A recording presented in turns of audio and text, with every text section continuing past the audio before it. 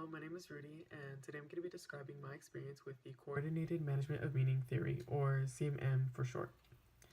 This theory says that when people communicate, they basically create their own social realities together, which influences who they are, such as their opinions, their values, their morals, things like that. There are 4 portions to the theory. The first being that people communicating is a primary social process of human life. The second is that communication forms who we are as people and our relationships with others. The next one is how we communicate is more important than what we actually say. And the last is that when we communicate, the mood and manner we adopt plays a large role in social construction processes.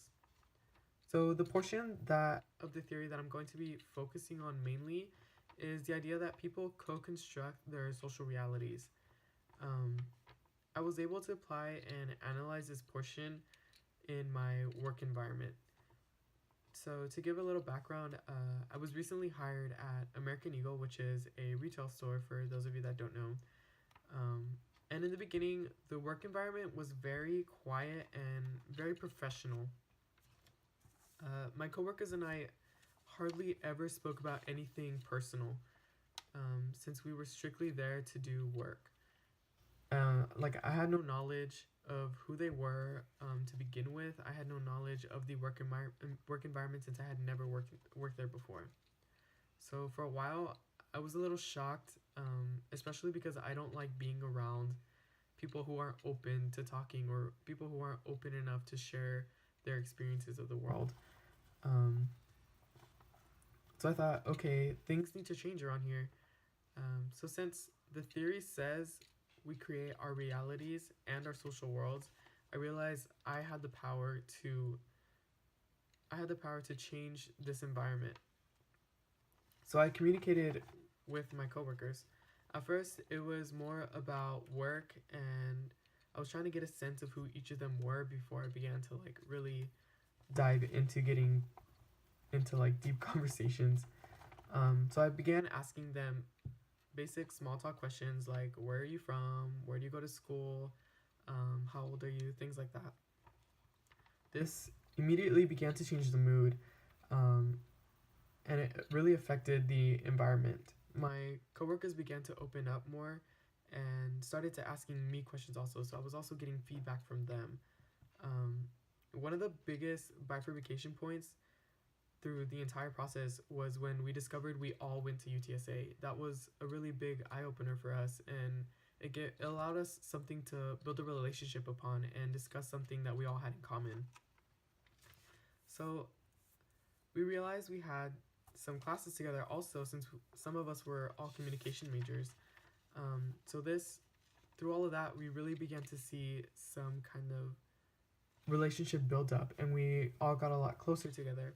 And it really changed the work environment also. Everyone began to get more comfortable, we all got more relaxed, and we started to open up more. This also really affected how we handled our customers, since our customer service is really based on being personal, being polite, and really trying to help them out in their shopping experience. So now most of us were pretty good friends, and some of us even hung out after work. So I realized that this theory holds true. So I've described the experience. Now I'm going to explain how it happened and why it happened. So the way I see it, the theory makes sense to me because the people tend to follow the direction that the atmosphere of the environment is in. So, for example, before, the store manager was really strict. She really wanted us to focus mainly on work. She didn't really allow room for us to be personal or to allow us to get to know each other. This caused us to be very timid and to be closed and almost cold. It created this closed environment where we couldn't express ourselves or be ourselves. So it was all very difficult. So none of us knew each other, and it was just difficult to process.